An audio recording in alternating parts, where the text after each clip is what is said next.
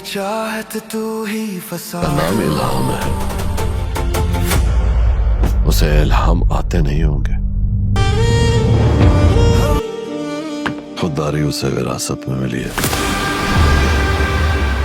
ये उसकी जामिया।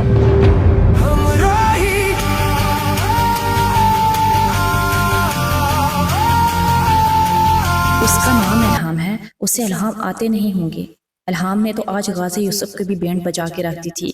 वह ज़करिया को साफ कह रखा था कि आखिर ये कैसे हो सकता है, कैसे वो मरी की पहाड़ी में पहुंच गई है। अब अगर वो वहां पहुंच गई है तो अब सिहान के पास जाने से या सिहान से मिलने से उसे कोई रोक नहीं सकेगा। ज़करिया, अब सवाल ये है कि क्या सिहान इल्हाम के साथ देते हुए अपनी जान खतरे में डाल देगा?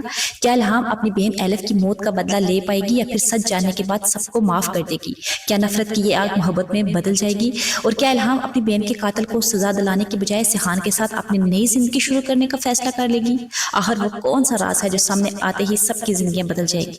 अगर आप भी जानना चाहते हैं तो वीडियो को आखिर तक जरूर देखें, क्योंकि आने वाले लम्हात में मोहब्बत भी होगी, इंतकाम भी होगा और ऐसे इंकशाफात भी होंगे जिनका किसी ने तसव्वुर भी नहीं किया होगा। और अगर आप हमारे चैनल पर पहली बार आए हैं तो चैनल को सब्सक्राइब करते जाइएगा।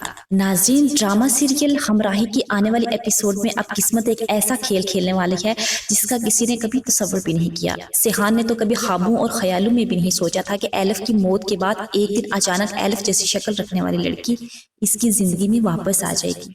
एक ऐसी लड़की जिसे देखकर इसका दिल धड़कना भूल जाएगा, एक ऐसी लड़की जो इसके जख्म फिर से ताज़ा कर देगी। दूसरी तरफ इल्हाम अपने घर में बैठी जरूरी कागजात तरतीब दे रही होगी। यही वो दस्तावेजात हैं जो इसने बड़ी मुश्किल से गाजी यूसुफ के घर से हासिल की थी, क्योंकि इल्हाम जानती है कि इन कागजात में ऐसे राज छुपे हैं जो एलिफ की मौत की हकीकत दुनिया के सामने ला सकते हैं, मगर किस्मत को कुछ और ही मंजूर होगा, क्योंकि गाजी यूसुफ किसी भी कीमत पर इस राज को इल्हाम के सामने नहीं लाना चाहता। इसलिए वो अपने बंदू को हुक्म देता है कि उसको डराओ, धमकाओ, मारना नहीं, चाहे कुछ भी हो जाए, सिर्फ उसको इतना डराओ कि इस हकीकत से दूर भाग जाए और वापस जहां से आई है उधर चली जाए। अब इल्हाम को इस चीज का बिल्कुल भी इल्म नहीं होगा। वो आराम से अपना काम कर रही होगी कि अचानक दरवाजा जोर से खुलेगा और चंद नकाब पोश अफराद घर के अंदर दाखिल होंगे। इल्हाम कुछ समझ पाती है लेकिन फिर उसको समझ नहीं भी आती। इससे पहले ही वो सारे अहम कागज छीन कर फरार हो जाएं, इल्हाम इनको रोकने की कोशिश करती है, लेकिन उस वक्त इल्हाम बिल्कुल बेबस होगी। इसकी आंखों में आंसू होंगे। ये क्या है?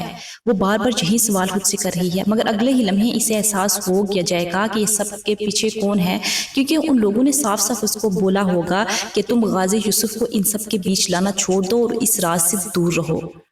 अब वो मुकम्मल तौर पर जान चुकी है कि ये सब गाजी यूसुफ ही करवा रहा है, क्योंकि वो हरगिज नहीं चाहता था कि इल्हाम अदालत तक पहुंचे और एलिफ की मौत की हकीकत सामने ले आए। और दूसरी जानब सिहान की तलाश भी मुकम्मल जारी है।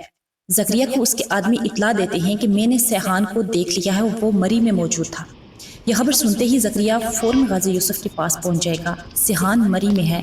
गाजी यूसुफ के चेहरे पर परेशानी साफ दिखाई देगी, लेकिन इन्हें ये मालूम नहीं होगा कि कमरे के बाहर खड़ी सिहान की चंदा इनकी एक एक बात सुन रही है। चंदा के दिल की धड़कन तेज हो जाएगी। इसे अंदाजा हो चुका था कि यह खबर इल्हाम तक पहुंचाना बहुत जरूरी है, क्योंकि एक इल्हाम ही है जो सिहान बाबा को वापस ला सकती है। चंदा ने मौका मिलते ही छुपकर इल्हाम को फोन कर दिया। इल्हाम, तुम्हारी मंजिल अब तुमसे ज्यादा दूर नहीं है। इल्हाम हैरान हो जाएगी। क्या मतलब? चंदा आहिस्ता आवाज में से कहेगी कि सिहान मरी में है। अगर तुमने इसे ढूंढ लिया तो शायद एलिफ की मौत की हकीकत भी तुम्हारे सामने आ जाएगी। ये सुनते ही इल्हाम के अंदर उम्मीद की एक और किरण जाग जाएगी। इसी लम्हे इसने फैसला कर लिया कि वो मरी जरूर जाएगी, चाहे कुछ भी हो जाए। अगली सुबह इल्हाम मरी के लिए रवाना हो जाएगी। सफर के दौरान इसके ज़हन में बेशुमार सवालात भी गर्दिश करेंगे, लेकिन सबसे जरूरी जो चीज होगी उसको मरी पहुंचना और सिहान को तलाश करना होगा। अब क्या वाकई एलिफ ने खुदकुशी की थी या इसका कत्ल किया गया था? ये सारी बातें उसके चेहरे के आगे उसके दिलो दिमाग में छा गई थी। और अगर कत्ल हुआ था तो कातिल कौन था? इधर सिहान को इस बात का बिल्कुल भी अंदाजा नहीं था कि कोई इसकी तलाश करता करता मरी तक पहुंच चुका है। वो अब भी अपने गमों में डूबा हुआ सिर्फ एलिफ को याद कर रहा है। एलिफ की यादें हर लम्हा इसका पीछा कर रही हैं। मरी के हसीन पहाड़ भी इसके दिल के जख्म नहीं बढ़ सकते। इसी दौरान रानिया की मोहब्बत दिन ब दिन बढ़ती जा रही थी। वो सिहान के करीब रहना चाहती थी, इसके दुख बांटना चाहती थी, लेकिन सिहान के दिल में सिर्फ एलिफ बसती थी। एक दिन रानिया ने हिम्मत करके पूछ लिया, आखिर ऐसा कौन सा गम है जिसने आपको यहाँ आने पर मजबूर कर दिया? देखते तो आप अच्छे खानदान से हो, हमारे सामने ये इतने मुश्किल काम करने का सिर्फ ड्रामा करते हो, हालांकि आपने कभी ऐसे काम ना किए होंगे। सिहान कुछ लम्हे खामोश रहेगा, फिर आहिस्ता से बोलेगा, मेरी बीवी थी एलिफ, یہ نام لیتے ہی اس کی آواز باہر آئے گی، وہ مر چکی ہے۔ رانیہ خاموشی سے سنتی رہے گی۔ سیحان نے آسمان کی طرف دیکھا۔ سچ کہوں تو مجھے بھی مر جانا چاہیے تھا۔ رانیہ کی آنکھیں بھی نم ہو جائیں گی۔ اگر آپ کی بیوی نہیں رہی تو اس کا یہ مطلب نہیں ہے کہ آپ پوری زندگی تنہا گزار دیں۔ سیحان فوراً جواب دے گا، میں دوسری شادی کبھی بھی نہیں کروں گا۔ رانیہ چونک جائیں گی۔ سیحان گہری سانس لے گا، میں نے ایلف سے وعدہ کیا تھا کہ میری زندگی میں اس کے علاوہ کوئی بھی نہیں آئے گا۔ مگر قسمت مسکرا رہی تھی، کیونکہ اسے معلوم تھا کہ چند گھنٹوں بعد سیحان کا یہ یقین ٹوٹنے والا ہے۔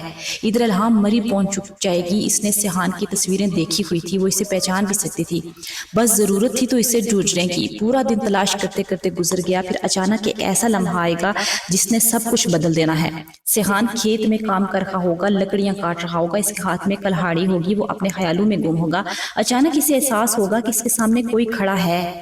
اس نے سر اٹھا کر دیکھا اور اگلے ہی لمحے اس کے ہاتھ سے کلہاڑی زمین پر گر جائے گی۔